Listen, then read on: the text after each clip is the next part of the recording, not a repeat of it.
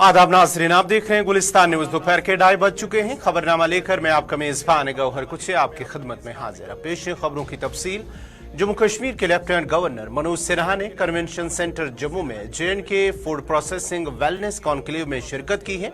इस मौके पर LG ने खिताब करते हुए कहा है कि इस कॉन्क्लेव से पता चलता है कि वेलनेस और फूड प्रोसेसिंग सेक्टर में जम्मू कश्मीर का पोटेंशियल क्या है। उन्होंने कहा है कि यह कॉन्क्लेव जम्मू कश्मीर इंतजामिया की आजम कायदा जाहिर करता है। LG मनोज सिन्हा ने मजीद कहा कि जम्मू कश्मीर में गुज़श्ता 2-3 सालों में एक ऐसा माहौल कानूनी तौर पर तैयार हुआ है कि हजारों करोड़ों रुपए की सरमायाकारी हुई है।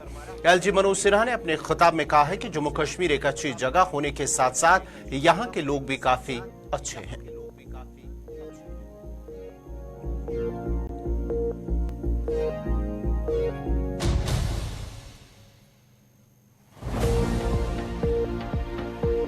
बैठक के सफल आयोजन के बाद फॉरेन टूरिस्ट की संख्या में 350 गुना वृद्धि हुई।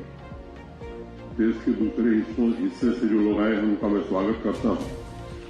उनको एक बात समझ में आती होगी कि देश के बाकी हिस्सों में तो इस तरह के कॉन्क्लेव या इस तरह के इन्वेस्टमेंट पहले आ गए, जम्मू कश्मीर में क्यों देर हो रही है। जम्मू कश्मीर में इन्वेस्टमेंट पूरी तरह आवे, इसी फाइनेंशियल ईयर में कश्मीर कन्याकुमारी से रेलवे के द्वारा जुड़ जाएगा। माननीय प्रधानमंत्री का जो कार्यक्रम होगा वे चलने लगेगी। दोनों हमारे एयरपोर्ट श्रीनगर और जम्मू पिछले 3 वर्षों में 4 से 42 और 32 से 126 फ्लाइट, मैंने श्रीनगर में 32 से 126, जम्मू में 4 या 6 से 44 फ्लाइट आने वाले दिनों में और बढ़ने वाली है। नए टर्मिनल के टेंडर हो गए हैं, उसका काम भी जल्दी पूरा हो जाएगा। इंटरनेशनल फ्लाइट भी शुरू हुई थी श्रीनगर से, लेकिन गोफर्स बंद हो जाने के कारण वो फ्लाइट बंद हो गई। शारजाह वाली कोशिश की जा रही, आने वाले दिनों में जल्द ही दूसरी फ्लाइट। तो मैं आप सबसे निवेदन करूंगा कि आइए, ये सबसे सुरक्षित जगह है, सबसे लाभकारी जगह है और यहाँ के लोग सबसे अच्छे हैं। यहाँ के लोग सबसे अच्छे हैं। मैं आपसे निवेदन करूंगा कि आइए, अभी 2 दिन तक ढेर सारी बातें हमारे लोग बताएंगे। इन्वेस्ट करिए और जम्मू कश्मीर के विकास में आप अपना योगदान दीजिए। जो स्थानीय व्यवसाय, उनसे भी मेरा आग्रह कि आपको भी आगे बढ़ चढ़ करके इसमें भाग लेने की जरूरत है।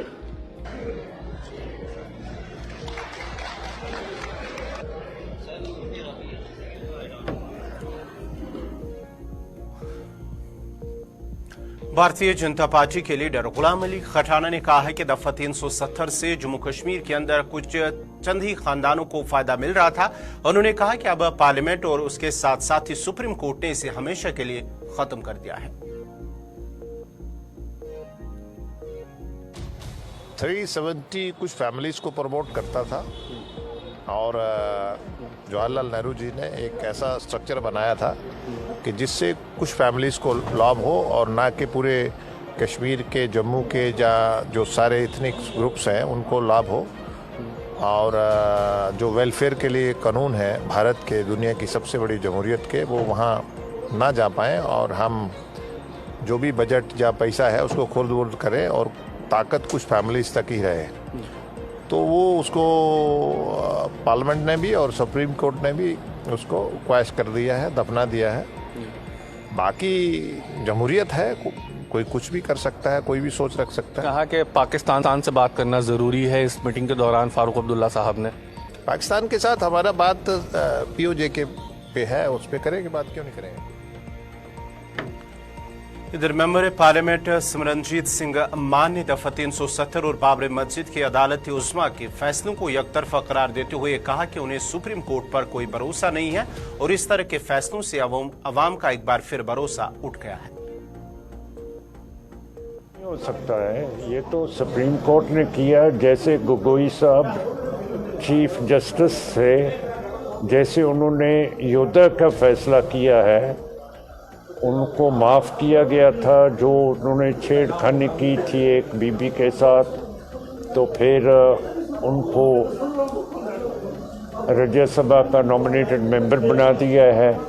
अब हमें विश्वास नहीं है कि ये सुप्रीम कोर्ट को भी कुछ मिलेगा अगर ये फैसला जो किया है ये जजेस को कुछ ना कुछ जरूर मिलेगा, जैसे गोगोई साहब को मिला है। मतलब इससे विश्वास सुप्रीम कोर्ट से बिल्कुल टूट गया है। दो फैसले, एक बबरी मस्जिद और एक कश्मीर का, ये बिल्कुल मेरा मतलब है। जम्मू कश्मीर अपनी पार्टी के जनरल सेक्रेटरी रफी अहमद मीर ने कहा है कि इंडिया इतिहाद से अपनी पार्टी को कोई फर्क नहीं पड़ेगा। उन्होंने कहा कि पहले इंडिया एलएनएस अपने झगड़े को खत्म करे। इस एलएनएस के बनने से जम्मू कश्मीर की सियासत पर कोई फर्क नहीं पड़ेगा। उन्होंने मजीद कहा कि अपनी पार्टी आने वाले लोकसभा इलेक्शन में अपने दम पर इलेक्शन में हिस्सा लेगी। बड़ा ही डेलिकेट सिचुएशन है इस वक्त। काफी मुद्दत के बाद इलेक्शंस हो रहे हैं, काफी बड़ा गैप हुआ है और हमें काफी इश्यूज का सामना है। इसलिए मुझे लगता है इसका और इलेक्शन पर कोई ज्यादा असर नहीं होगा। लोग आज की बार उम्मीद करते हैं सोच समझकर अपने भविष्य के लिए ठीक से वोट डालेंगे। तो क्या अभी तक इस बारे में हमारा कोई फैसला नहीं हुआ है। हम चाहते हैं कि जितना भी अब इलेक्शन में वक्त बाकी है हम अपने एजेंडा को और वाइडन करके लोगों तक पहुंचाए, ताकि एक ही बार अगर एक ही गो में हमें ताकत मिल जाती है, अच्छा नंबर मिल जाता, ताकि ये फिर हम डिपेंडेंट न रह जाते किसी पे। तो इस सिचुएशन में अभी तक इतना ही फैसला पार्टी का, आगे क्या होगा वो वक्त ही बता देगा। तो अपनी पार्टी के सामने कोई भी चैलेंज नहीं है लोकसभा इलेक्शन में? नहीं, चैलेंज जरूर होगा, लेकिन हमें उम्मीद है कि लोग ठीक फैसला करेंगे। पिछले इलेक्शन जो हुए कभी बाइकाट हुआ 370 को बचाने के लिए, कभी इलेक्शन में पार्टिसिपेशन हुआ 370 बचाने के लिए। इसलिए हम आज चाहते हैं कि हम लोगों के सामने सही बात रखें, हर इशू को लेकर सही बात रखें, उसी को देखकर लोग। डेमोक्रेटिक प्रोग्रेसिव आजाद पार्टी की जानिब से आज हल्का इंतखाब पहलगाम के कारकुनों का एक इजलास मुनक्कद हुआ है, जिस दौरान इजलास में पार्टी के सीनियर लीडरान और जनूबी कश्मीर के सदर के अलावा दीगर लीडरान भी मौजूद थे। इजलास के दौरान मुख्तलिफ इलाकों से आए हुए लोगों ने DPAP में शमूलियत इख्तियार की है।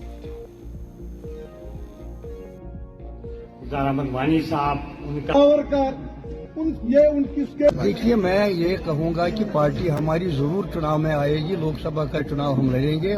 5 की 5 जो हमारी यहाँ सीटें हैं, 2.5 यहाँ है और 2.5 जम्मू में है, तो उन सब सीटों पर हमारी जमात इलेक्शन लड़ेगी।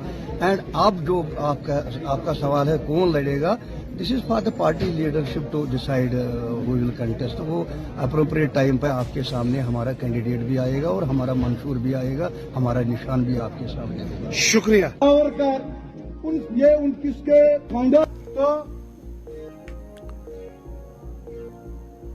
श्रीनगर की तारीखी लाल चौक में वाक़ा घंटाघर के सामने आज सर्दियों के बादशाह सुलह कलान के पहले रोज इंटरनेशनल फैरन डे मनाया गया है। तफसीलात के मुताबिक आज सुबह लाल चौक में वाक़ा घंटाघर के सामने कई लोगों, जिनमें सियासी और समाजी कारकुन के साथ साथ खवातीन भी शामिल थी, ने रिवायती फैरन पहनकर जमा हुए और इंटरनेशनल फैरन डे मनाया। इन लोगों में न सिर्फ कश्मीरी बल्कि बैरून वादी के लोग भी शामिल थे। इस मौके पर फैरन की अहमियत उजागर करते हुए कहा गया है कि फैरन पहनकर वो अपनी मीरास को जिंदा रखना चाहते हैं, ताकि आने वाली नस्ल फैरन की अहमियत समझे।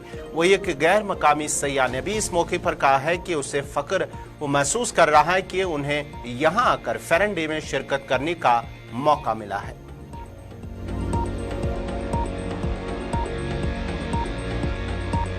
हम कश्मीरियों को कश्मीरियत पे बड़ा नाज है और कश्मीरियत हजारों साल से यहाँ पे कायम दायम है। कश्मीरियत मुख्तलिफ मजहब के लोग, मुख्तलिफ फेथ में यकीन रखने वाले लोग एक साथ अमन से, भाईचारे से इस खूबसूरत वादी में 1000 साल से रह रहे हैं। उसी चीज को हम फिर से रिवाइव करना चाहते हैं कि वो वाला माहौल फिर लौट आए जो हमारे वालिद साहब की जनरेशन ने देखा था और हमने पिछले 30-35 साल से उस माहौल को मिस किया। आज इस तवारीखी जगह से यही मैसेज मैं कन्वे करना चाहूंगा। हम कश्मीरी अमन चाहते हैं, अमन के ख्वाह हैं। 1947 में हमारे महात्मा गांधी साहब ने कहा था कि उन्हें उम्मीद की किरण कश्मीर से नजर आती है।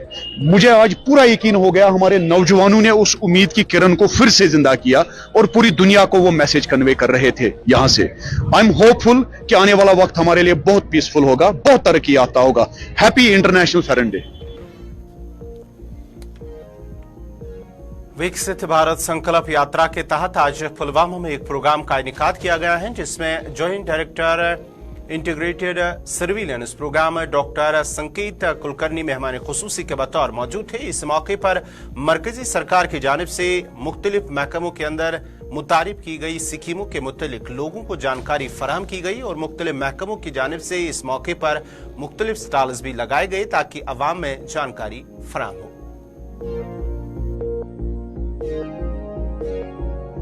एक्चुअली हम तो बेनिफिट क्या मिलता है हम वो बताते हैं, लेकिन बेनिफिट कितना मिलेगा वो लोग बताएंगे, कितना लोग उनको यूज किया हुआ है।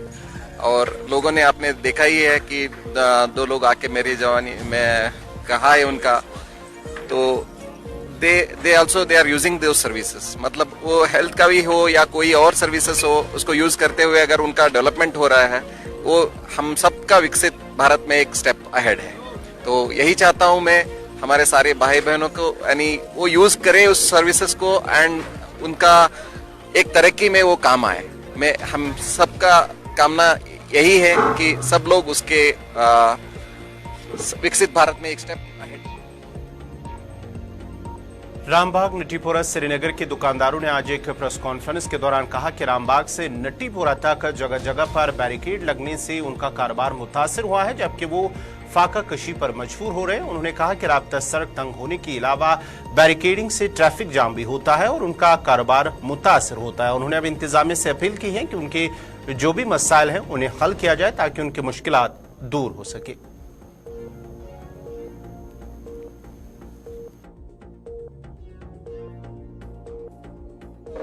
रामबाग ट्रेडर्स फेडरेशन नटीपोरा के दुकानदार जो भी है, हम इसलिए यहाँ पे जमा हुए हैं, जो इन्होंने बैरिकेड लगा के बिल्कुल ट्रैफिक का जो इन्होंने फ्लो बना के रखा है, क्योंकि कोई साइकिल वाला भी साइकिल अपनी खड़ी करके दुकानदार के पास नहीं जा सकता है। गाड़ी रुकने का वजह है, देखिए 24 मिनट कुल रास्ता है। शुमाली कश्मीर बारामूला के संग्रामा इलाके में तामीर हो रहे फ्लाईओवर पर जहां काम शदमत से जारी है, वहीं पर मकामी लोगों का कहना है कि इस फ्लाईओवर के मुकम्मल होने के बाद इलाके के लोगों को बहुत सारी परेशानियों से निजात मिलेगी। उन्होंने कहा है कि न सिर्फ बारामूला बल्कि आसपास के मुल्हिका इलाकों के लोगों को भी राहत मिलेगी। याद रहे कि अगले साल संग्रामा फ्लाईओवर मुकम्मल होने की उम्मीद है और इसके मुकम्मल होने से ट्रैफिक जाम से भी लोगों को छुटकारा मिलेगा।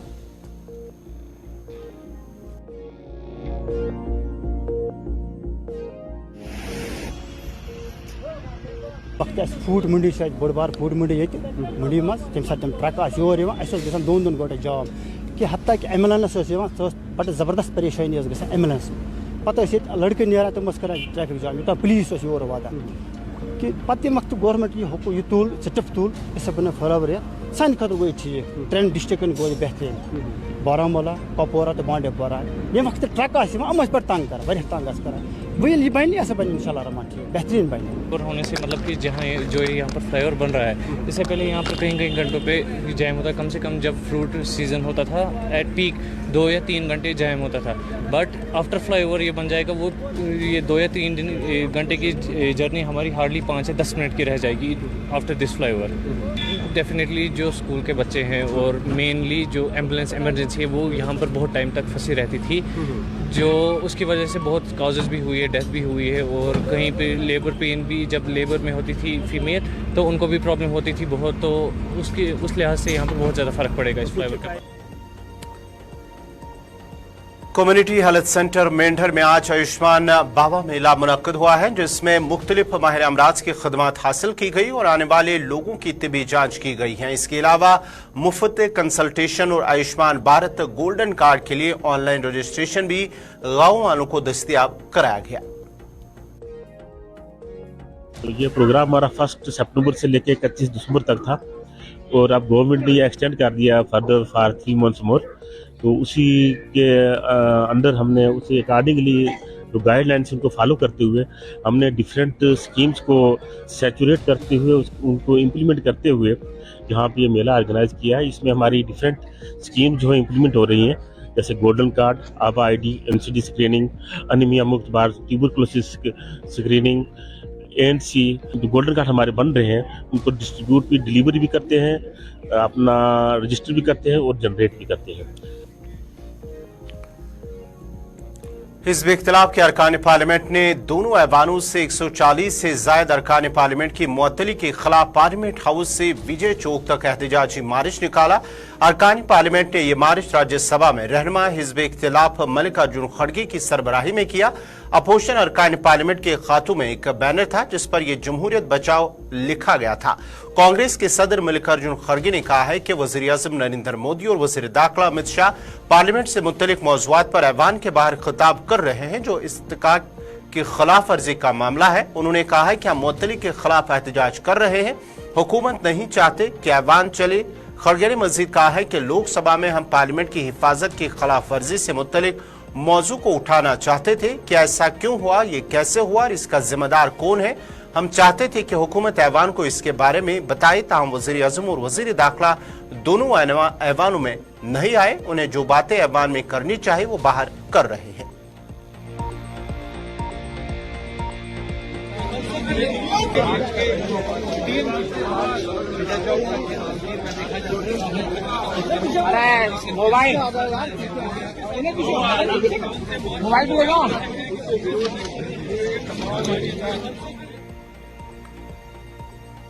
मेंबर पार्लियामेंट और नेशनल कॉन्फ्रेंस के लीडर हसनैन मसूदी ने कहा है कि एहतजाज से जमहूरियत को तहफ़्फ़ुज़ मिलेगा। उन्होंने कहा है कि हिज़्ब इक़्तिदार हिज़्ब इख्तिलाफ को ऐवान में आने की इजाज़त नहीं दे रहे हैं जो कि जमहूरियत का कत्ल है।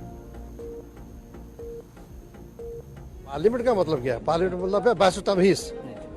आपका एक्सचेंज जो हिज़्ब इक़्तिदार है और हिज़्ब इख्तिलाफ है, अगर हम मुद्दे नहीं उठाएंगे तो अवाम कहेंगे एक ऐसा हिज़्ब इख्तिलाफ है जो मुद्दे नहीं उठा रहा है। तो जनाब ये सबसे ज़्यादा संजीदा और संगीन मुद्दा था जिस पर हम चाहते थे कि बात की जाए सदन में। हर जगह बात की जा रही है, प्रधानमंत्री जी, होम मिनिस्टर साहब हर जगह बात कर रहे हैं उसी वाक़े के बारे में जो वहाँ पर हुआ, जो सिक्योरिटी बीच हुआ, लेकिन सदन में नहीं बात कर रहे हैं। सदन में बात करने से एतराज़ करते हैं, कतराते हैं। तो यही बात है, ये लेकर तो आवाम के साथ। लेकिन आज बीजेपी प्रोटेस्ट कर रही है vice president of India Jagdeep Dhankhar की जिस तरह से मिमिक्री उतारी गई है और विपक्ष पर सीधा आरोप है। आप खुद आप नजर रखे हुए हैं, सारा जो मीडिया है, देखिए आप फोर्थ स्टेट है, आप देखिए कहाँ से शुरुआत होगी। आपके पास तो हर एक मौजूद है। नहीं होना चाहिए, किसी की दिल आज़ारी नहीं होनी चाहिए। हम कहते हैं किसी की भी दिल आज़ारी होनी नहीं चाहिए, कहीं पर भी ऐसा नहीं होना है जो ऐसे। लेकिन क्या मामले कैसे शुरू किए गए इस पर आप जानते हैं, कई एक आपके नज़र में होंगे जब ऐसे शुरुआत की गई।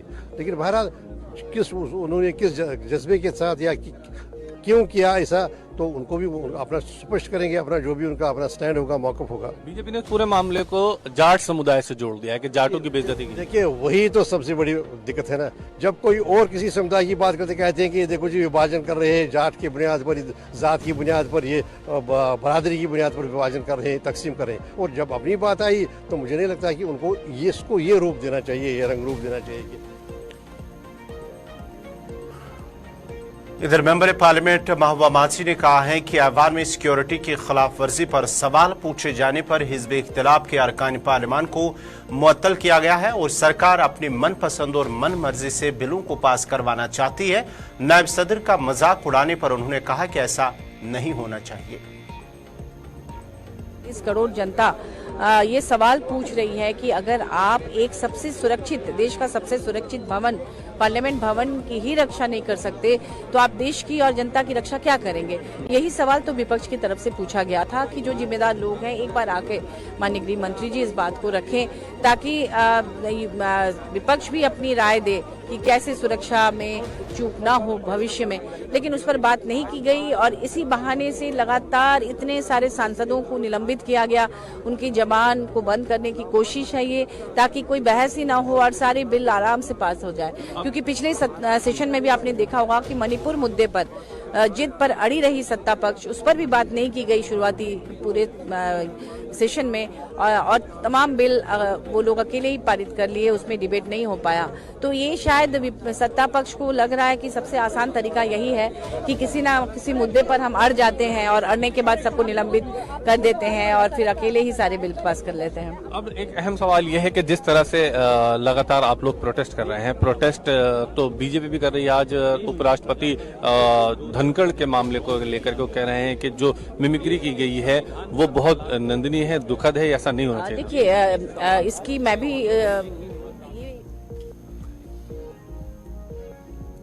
मरकजी हुकूमत को बहरी गूंगी सरकार करार देते हुए समाजवादी पार्टी के लीडर और member parliament doctor S T. Hasan ने कहा है कि मौजूदा हुकूमत तानाशाही की तरफ बढ़ रही है। उन्होंने कहा कि अरकान पार्लियामान को इसलिए मुअत्तल किया गया कि हुकूमत अपनी मनमर्जी चलाए। का क्या औचित्य है प्रोटेस्ट करने का? क्या प्रधानमंत्री जी ने मिमिक्री नहीं करी पार्लियामेंट के अंदर? क्या मोहतरमा सोनिया गांधी और राहुल गांधी जी के क्या क्या नहीं कहा गया? कल भी इटली का जिक्र किया गया।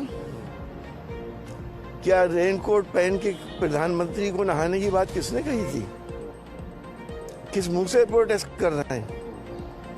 एक मामूली सी बात थी। हम हालांकि इसके फेवर में नहीं है, पद की गरिमा बरकरार रखनी चाहिए, लेकिन मिमिक्री होना, कार्टून बनाना, हमने कई चैनलों पे देखा है कि ओ माय गॉड के नाम से कार्टून फिल्म चलती है। सबके उल्टे सीधे फोटो होते हैं, सबकी गरिमा को चोट पहुंचती होगी। लेकिन आपके क्षेत्र में तो आपके भी कार्टून मैंने अपनी आंखों से देखे हैं, अखबारों के अंदर छपते हुए। हाँ, सब पॉलिटिशियंस के छपते हैं। तो ये मतलब थोड़ी है कि आप इसको बैन कर दें, या गरिमा, पद की गरिमा हर आदमी की गरिमा है, सिर्फ पद की नहीं, हर इंसान। तो आप जो लोग प्रोटेस्ट कर रहे हैं, समूचा विपक्ष मिलकर के, और लगभग 150 के करीब सांसदों को सस्पेंड कर दिया गया, आपको लगता है कि इस प्रोटेस्ट का कोई नतीजा निकलेगा? देखिए, ये बहरी गूंगी सरकार है, इसका नतीजा इनसे तो नहीं निकलेगा, लेकिन इसका नतीजा जनता में निकलेगा। जनता पहचान गई है, जान गई है कि देश डिक्टेटरशिप की तरफ आहिस्ता आहिस्ता बढ़ता चला जा रहा है। जाहिर है पुलिस का रोल बहुत बढ़ गया। अगर पुलिस ने आपको, मुझे, किसी को भी आतंकवादी घोषित कर दिया तो कहीं कोई सुनवाई तो है नहीं। पुलिस, आप जेल से छूटने के बाद, न्यायालय से आप इनोसेंट साबित होने के बाद पुलिस के ऊपर तो कोई एक्शन नहीं होगा। यानी आपका कहना यह है कि सांसदों को इसलिए बाहर किया जा रहा है कि आप अपनी मनमर्जी सरकार कर सके? यकीनी तौर पर, वरना ये क्या औचित्य था कि सारे सांसदों को बाहर कर दिया जाए? सांसद यही तो चाह रहे थे कि अमित शाह जी आए, अपना बयान दें और चले जाएं, पार्लियामेंट चलती रही थी। हमने शुरू दिन से इस बार ये भाजपा लीडर और मेंबर पार्लियामेंट मनोज राजौरिया ने कहा है कि जिस तरह नायब सदर और लोकसभा चेयरमैन का मजाक उड़ाया गया, वो इस ओहदे के साथ ही नहीं बल्कि मुल्क के साथ मजाक के बराबर है और आवाम इसको देख रही है। इंडिया इत्तेहाद के मीटिंग पर उन्होंने कहा कि मुल्क की आवाम ने वजीर आजम नरेंद्र मोदी वाली सरकार को चुन लिया है और आने वाले सालों में भी आवाम मोदी सरकार के साथ होगी। ये है कि ये सवाल जनता के बीच में जाने चाहिए। संसद में किस तरीके से अलोकतांत्रिक तरीके से सांसदों को बाहर किया जा रहा है। ये बीजेपी का क्या औचित्य है प्रोटेस्ट करने का? क्या प्रधानमंत्री जी ने मिमिक्री नहीं करी? इधर मेंबर पार्लियामेंट जावेद अली ने मरकजी हुकूमत पर इल्जाम आयद करते हुए कहा है कि हुकूमत ऐवान में अपनी मनपसंद के बिलों को पास कराना चाहती है, इसलिए हिज़्ब इख्तिलाफ के अरकान पार्लियामान को मुअत्तल किया गया है। मकसद ये है कि ये सवाल जनता के बीच में जाने चाहिए। संसद में किस तरीके से अलोकतांत्रिक तरीके से सांसदों को बाहर किया जा रहा है, संसद के अंदर कोई चर्चा नहीं हो रही है, कोई बहस नहीं हो रही है, ये दुर्भाग्यपूर्ण स्थिति है। हम जनता को इससे अवगत कराने के उद्देश्य से ये प्रदर्शन कर रहे हैं। आज बीजेपी प्रोटेस्ट कर रही है और बीजेपी का मकसद ये है कि जो उपराष्ट्रपति की मिमिक्री की गई है वो पूरी तरह से गलत था, उसको लेकर के भी आप लोगों पर मुखर हो रही है। अगर आप अपने चैनल पर एक वीडियो चलाना चाहें तो मैं आपको अभी दे सकता हूं, जिसमें प्रधानमंत्री जी सदन के अंदर मिमिक्री कर रहे हैं। अगर आप चलाना चाहें तो मुझसे ले लीजिए। अगर चलाएं गारंटी के साथ तो मैं आपको दे कि अपनी मर्जी के बिल पास करने के लिए उन्होंने सांसदों को सदन से बाहर किया है। वो बिल अहम नहीं है, वो बिल बायस्ड हैं। उन बिलों के अंदर लोगों के जो डेमोक्रेटिक राइट्स हैं उनको करटेल किया जा रहा है। पुलिस के सामने दिया गया कोई भी बयान आईपीसी 1860 के तहत कोर्ट में एडमिसिबल नहीं होता था, लेकिन इसमें कुछ ऐसे प्रावधान किए गए हैं कि पुलिस को दिया गया बयान या पुलिस के द्वारा लिखा गया बयान भी कोर्ट में एडमिसिबल होगा। तो ये कहाँ का न्याय है, कहाँ का लोकतंत्र है? यही गैर लोकतांत्रिक बातें उन्हें पास करवानी थी, तो सांसदों को बाहर कर दिया। अब जो चाहे वो करते रहें, लेकिन सवाल जनता के बीच में चर्चा का विषय बना हुआ है। हमारा मकसद ये है कि ये सवाल जनता के बीच में जाने चाहिए। संसद में किस तरीके से अलोकतांत्रिक तरीके। नाजरीन, इसी के साथ ही खबरनामा इख्तिताम पजीर हुआ चाहता है। अपने मेजबान गौहर कुछे को इजाजत दीजिए। अल्लाह हाफ़िज़।